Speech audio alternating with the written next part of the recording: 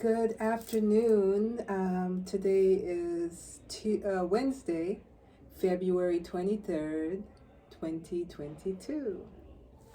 I am Miss Roshumba, and I'm here today with Sharon. Miss Sharon. And this is the third gathering for me, and the first with me, Miss Sharon, with the Rainbow of Poems and subtitle, Let's Commune and Chat. So, I've said before that this has been a personal quest for me to bring forth a good friend of mine that has gone on to be with the ancestors some time ago. His name was Mr. Early Laverne. He was a poet and a very powerful human being in his time. And so his poems resonate with me, and I just felt like the need to share it and to do the work that we need to do for our people. It's an endless job. It's our time now, our generation, to step up and do our part. So I'm going to start the session today by reading one of his poems to open things up. So give me a moment to get to his poem. The poem I'm reading today from Early Laverne is called I Have Long Seen the Light. I have long seen the light. Yes, I am endowed with spiritual insight. My very soul immortally knows no end. To humanity's best, I am ever a dear friend. My heart is filled up of demonstrating what is right. I hold on to a realistic plight. The mode toward paying the right price is ever increase your passion to be nice. The art of living is through perfecting your best. Your performances should be empowered with zest. I have long seen the light. This is my sacred delight. Many people experience an illusionary void. They never hardly listen to that inner voice. Such would inspire them to make the right choice. This process would prevent you from being annoyed. The values that you should put on your spiritual plate is that you are potentially great. Deception and obstruction you must fight. Personally speaking, I have long seen the light. That's Mr. Early Laverne's words resonating in 21st century. And so I'm glad to share that with you. So we're going to talk today with Miss Sharon. We're going to talk about what is important for our people. And, when I was speaking with Miss Sharon yesterday, one of the things I thought is, we could cover so much. That's so wide. We talked about covering, what was it that we were going to cover? Health and wealth. That's what we're going to do today, but we were talking about something else yesterday. Black love, relationships. Exactly. But, history. Our history. So, but I said, you know what?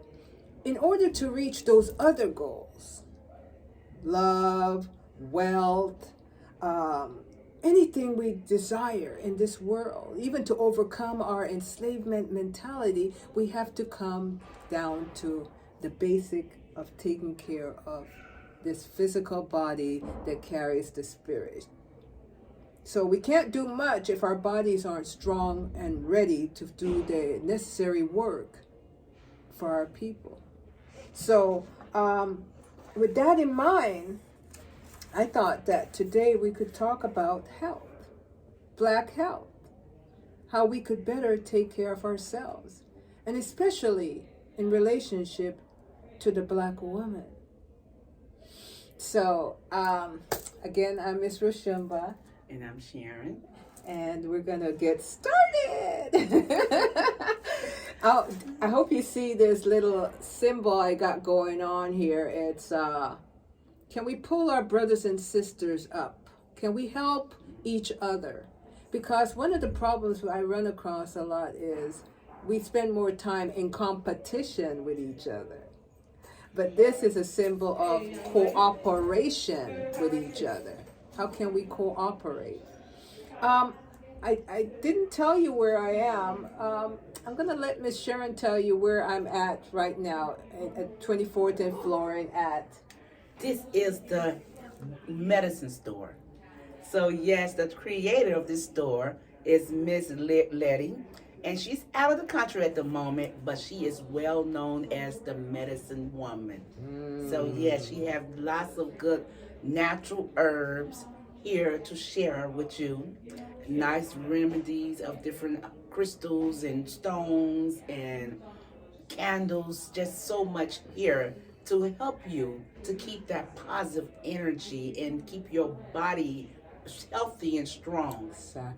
Exactly. And then she had that beautiful African clothes too. And because she's away, when she come back, she's going to have some treats for you as far as what you need for your body or inside or just anything to beautify the body, the woman, the people. Her space number is 111, and it's at the incubator at 24th and Florin, also known as the African Marketplace. Although the African Marketplace is the first and third Saturdays of every month. So you must come through and see all the great things that is waiting for you here at 24th and Florin. So we're going to start off by talking about health.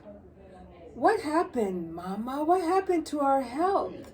Why is it that so much of us have lost control of the most valuable asset we have, the body? The body. And so I want to talk to Miss Sharon and ask her some questions. Miss Sharon, how is your health? My health is great. What do you do? First of all, I start off with the mind. So I meditate, I read the word, I take time out for myself. Little simple things that count. I take baths. I stop and I smell the roses. I take walks. I work out. I walk a lot. I'm now learning Pilates. I do indoor cycling. If I feel like I could do that, then I get out and I try. I would do. Yes. And that's the key. If you don't try, nothing will happen. Because, our lives have become very sedentary. We sit a lot. We go to work and sit. We come home and sit. Yeah, we do get up and cook and so forth, but we're always sitting. We try to find the closest parking to the grocery store door. And so when you match that with the kind of quality foods that's in the stores that we often go to, the comfort food, we find that if we're not busy and really actively trying to balance what we consume, then there goes our waistline. There goes, our health. High blood pressure, diabetes, heart disease. And especially, we start to feel bad about ourselves. And when we start to feel bad about ourselves, guess what we do? We go get more comfort food. So I don't want to act like I don't know that it's a difficult task in a country that wherever you go, there's some kind of restaurant, some kind of place to go and eat and, and find comfort in being amongst people and saying we could afford it. But ultimately, when we get home and we crawl into our comfort place, I think we often find that, we may have overdone it and we have to find a new way. So I just want to say, me personally, I used to be a meat eater. I love meat just like most people. But a couple of months back, I got an internal spiritual wake up. Not because of health issue, but I woke up in December saying there's a new year coming. And with this new year, what am I going to change? And so internally, the Spirit said to me, because you got to learn how to listen internally, not just the noise that's coming saying, come here to McDonald's, come here to Denny's or any of these fast food or quick food or somebody prepare food for you places. But the Spirit quietly said to me, Miss Sharon, that it's an inside job now. And what does that mean? No dead anything inside of me. I should be the only life. So I said, whoa, no dead anything? You mean, yeah, straight vegetables, healthy, because ultimately that's what was created for us. It's fresh green things that are growing. And because I'm still growing, I need stuff to help me grow internally. So I'm happy to say since December, I've been meat free. And it has not been that difficult. And I'll go into that a little bit more later. But that combined with exercising, I found that I've been renewed again for this new year. So health, I'm not saying to people cut out all meats. I'm just saying start to try to balance out your intake. You know, for many, it's just cut back on the amount of foods we're consuming. Mm-hmm. You know, instead of a big plate, we go to a small plate. Instead of eating beef and pork 5 times a week, you have it 2. So you have to cut back because the key is to see the value in ourselves, that we're valuable. Mm-hmm. That's true. That's true. That's true. I'm valuable and you're valuable. And for what we have to do as mothers and elders, grandmothers in our community, you know, requires that we show up with our best selves. So, if you want to piggyback on that, Miss Sharon. You know, when it's coming down to changing that lifestyle, you know, start off small. Like for myself, I still eat meat. Very little beef, probably once a month. I eat chicken, turkey, seafood. However, when it comes to every Monday, I made it into a meatless Monday. So that way I have introduced more veggies and different fruits into my life. So I go to the farmer's market and I always want to try, well, not try that word. I always go to something new. I want to experience a new veggie, introduce a new fruit to my diet. So currently, I am enjoying the yellow and red beets and making my own juice. So with the good carrots, fresh carrots is always sweet and delicious. They have their own natural sweetness. And an apple. And I blend that together and strain it out, make my own juice. And that's what I've been doing this week. Also part of last week. So every week I introduce something new. Wow. So I could, you know, say, ooh, I have experienced this. So I'm learning and I'm enjoying every minute of it. And working out, you know, so we say the kitchen is the way to make your health. So it's 80% in the kitchen, 20% of working out. So perfect. So I'm saying 90-10, but you know, whichever one, but it's majority in the kitchen. Mm-hmm. So your diet or your lifestyle is what it is. And that's wealth right there. It really is. Health is wealth. It really is. So that is wealth right there. And, you know, and I love what she said. Start off slowly. Start off slowly. But the first thing that I would say to my people is you're valuable. You are valuable. You are worth it. And who's going to tell you that but you? You know, we often go to the doctor's office and they just want to prescribe you the Band-Aid, the pill. They're not going to tell you that what is going on in your heart and your mind that may make you feel the need to consume so much, eat for comfort. Huh? They're not going to tell you that. But when they open up a new, what's they call it, for dialysis office around the corner, they're telling you what they care about you. That it comes down to a business. it's a business. Your health has become a business to the pharmaceutical, a business to the doctors. And they're not going to tell you that it's okay to try to get well without those pills. And so my experience, all I do, and I'm an elder, but all I do, I have no medication I'm taking except for vitamin C and vitamin D. That's it. Because I am the one that have to tell them what I need. I don't let them tell me. And if they say, "Oh, this is not quite right," then I look into ways to correct it through exercise and what I consume. So I've been exercising for years, and that's something that we must make a part of our lives. Exercise, because it's not the length of your life, but the quality. And it's not going to happen unless you do your part. Okay, it's not going to happen. It's not like when you're 20 you can eat all you want and everything slips off. No, you have to consciously make an effort. So when I see a lot of people, my sister, on their phones, I think that's what we should be using our phones for, is finding new ways to prepare meals for ourselves, new exercises that we could incorporate in our busy lives. Because I get it, a lot of us have to go to work. So how do you fit workout and going to work? How do you fit eating healthy and going to the work? Well, I like to say it's on purpose. So if you have to be at work at 8, you're getting up at 4.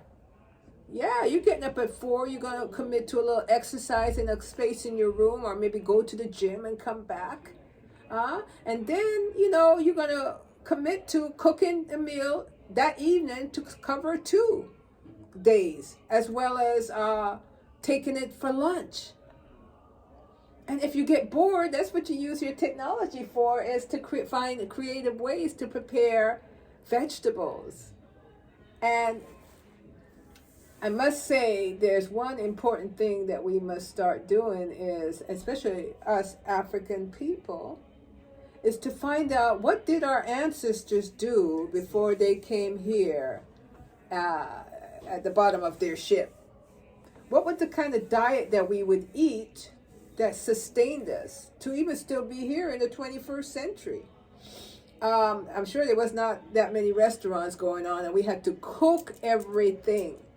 The Caribbean people still do some of the things that they did in Africa that sustained us. And I'm going to introduce one to you today. One of the things, especially here in America, we have is, when you're ready to cook, with your macaroni and cheese, and you put that cheese on just right, and that's really good food, healthy food to the spirit. Sometimes make you feel good. But we're going to have to start looking at new ways for our health purposes. Rice, if you're going to do rice, do black rice. Get rid of the white rice stuff, because as you know, rice puffs you up. I would say we have to do more soups, because the soup, the water, the vegetables, that's another good way of helping the body not having too much heaviness in it. But I'm going to introduce to you one of the staples that could be found in the Caribbean. It's called the yam. Looks funny, doesn't it? It's called the yam. Tastes delicious. Tastes delicious. It's like a relative to, people would say yams, like candy yam. It's kind of potatoes, but it's very different. There are over 50, 60 different variations of yam.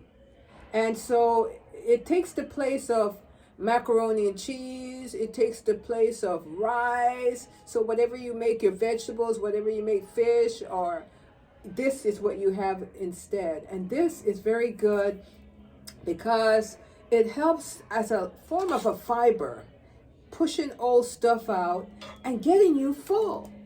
So when you're done eating, you don't feel puffed up. You feel like you got a solid fullness, that you're not going to rush to go find anything else to eat. And Miss Sharon, I have a theory.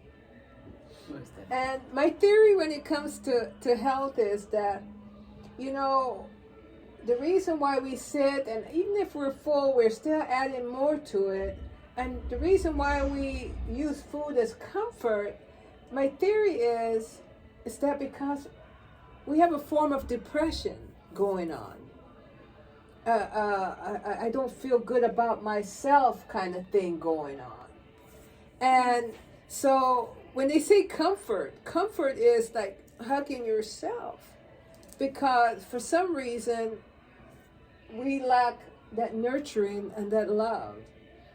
And I know for us as Black women, especially, because after our little early years of being young and pretty and budding, you know, when everyone is on you like, boom, and leave us with children, then we find that we are always just caring for everybody else. But who's caring for we? When do they take a time out to say, you know what, I'm going to give you a hug because you need it for all that you do? And then, Miss Sharon, I realized that it's rare that Black women and Black men could be friends without some kind of romantic connotation behind that. So it seemed like one leads to another conversation, and you could see how it all intertwines. But the most important thing is your health. Because when you're healthy, you could put things in the right perspective.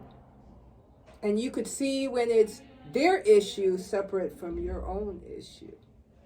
But if you're unhealthy, if your diet is not good, if your sugar level is high, then you're going to be short-tempered. You're not going to feel good. And when somebody says hi to you, you're going to think they're really coming from a different direction. So if you're not grounded inwardly from the food you put in, that will then tell you, you know what, this is healthy food. That means, you know, I feel like I need to walk a little today. I need to exercise. You know what, I feel thirsty, because now you start to feel again. Not just exist, but feel, taste, smell. Since I've been eating no meats, I've realized my nasal that was always plugged on the right side has dissipated now. So now my nasal is clear. And it's funny because I had gone to the doctor thinking, well, something is going on with that. You know, and it's added to the dark circle around my right eye. I thought, you know, the doctor says, oh, you need some allergy medicine. Well, I went and bought the allergy medicine, used it. I think I did it the wrong time. I did it at night. So the whole night I tossed and turned, feeling like I'm not going to take any more of that. But when I decided that no meats, the nasal cleared up.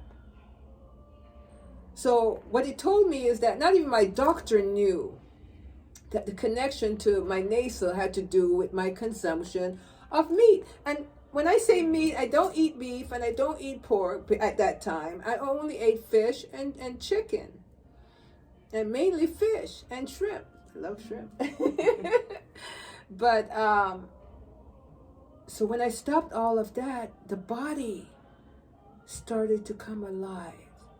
So sisters and brothers, I'm not saying that you should go out and try it tomorrow, but just get it in your mind and your thoughts that it is possible, because Miss Roshumba did it. And it's possible because you know what doesn't work. And you don't have to tell me that you don't feel your best from day to day. You know, that's your secret. You tell yourself that in the mirror each day. But if you're going to show up for you, for your family, and for those that you love, then you got to, of course, show up right for yourself.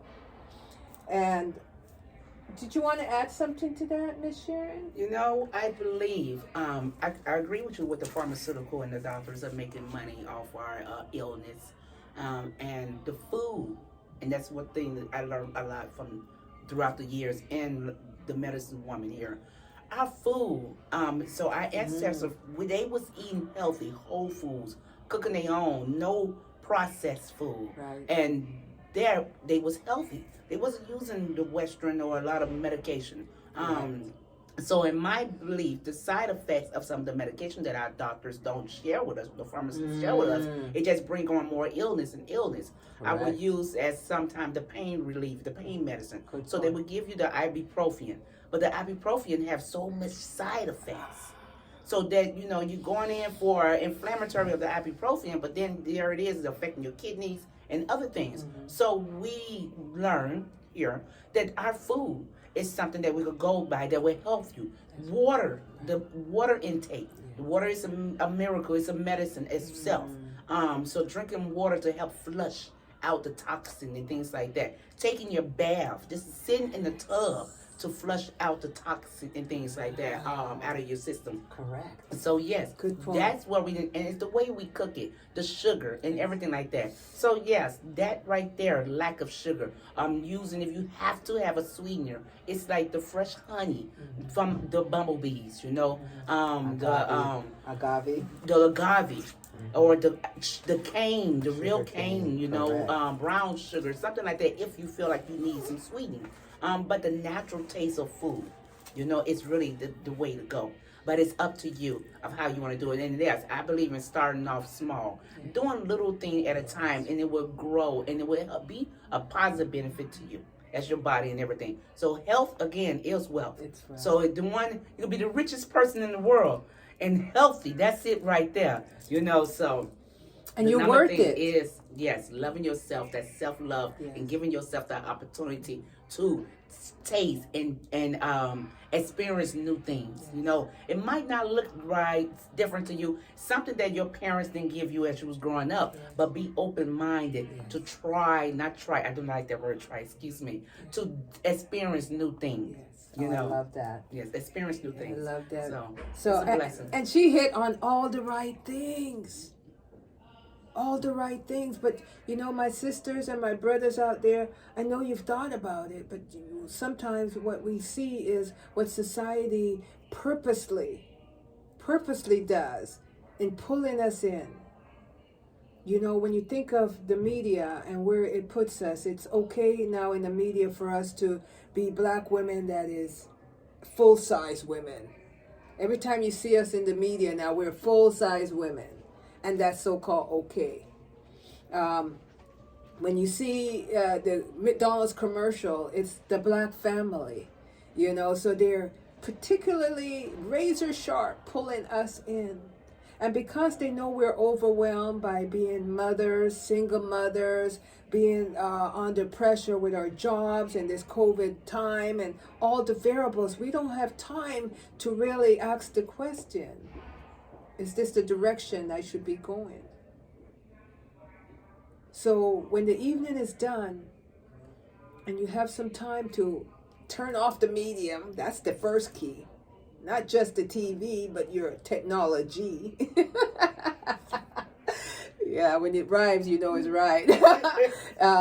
You have to do some inside work. Because again, I started off by saying this is a inside job. Because the Spirit lives in and help you to express outwardly the truth of who you be. We could continue, but, you know, we're going to kind of leave it there.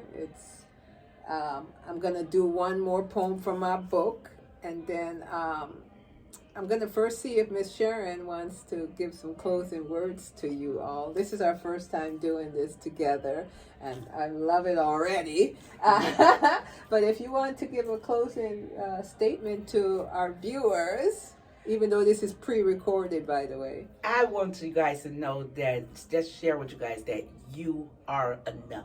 Yes. You are enough. That is number one. Remember your affirmation. Get into positive thinking at all time. Believe in yourself. Believe and know that you can do it. You know? And when I say I don't like the word try, because try is a word that means nothing. The real truth is that being true to yourself. I can, I will, and I must. I can do this. I will do this. I must do that. Yes. So blessing to each and every one of you guys. Thank you guys. Have a great day. That's right. That's right. Yay. Thank you. So I'm going to close off with this poem that I've written in my book, Truth and Light Are One, soon to be found on Amazon. I'm working on that right now. But otherwise, at 24th and Florin at Culture Collection, you could find a copy. And if you're in the Bay Area like Oakland, you could find it at Marcus Bookstores. All right, so here we go. Time is ticking. Can you hear it? The children are screaming. Can you hear them? A whole lot is changing. Can you feel it? It's a whole lot of unfair gaming. Must we all feel it? I have left nothing there. It's in truth that I find myself here, trying to discern who does or does not care. Time is ticking. Can you hear it? The children are screaming. Can you hear them? The time has come to speak truth to freedom. No, my friend, there's no more hiding place for the heathens. The stage is set.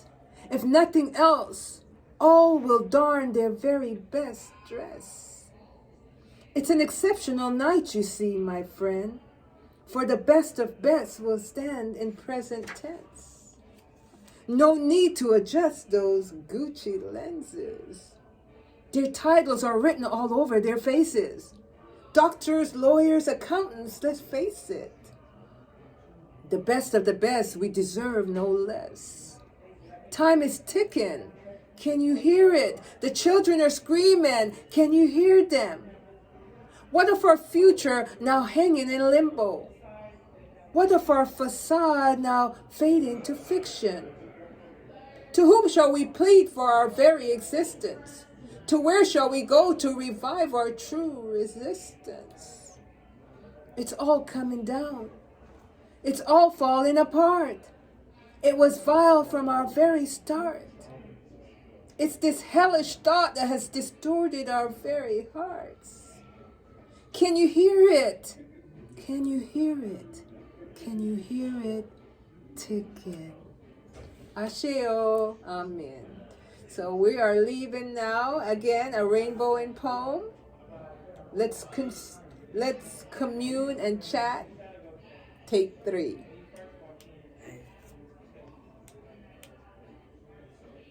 Boom.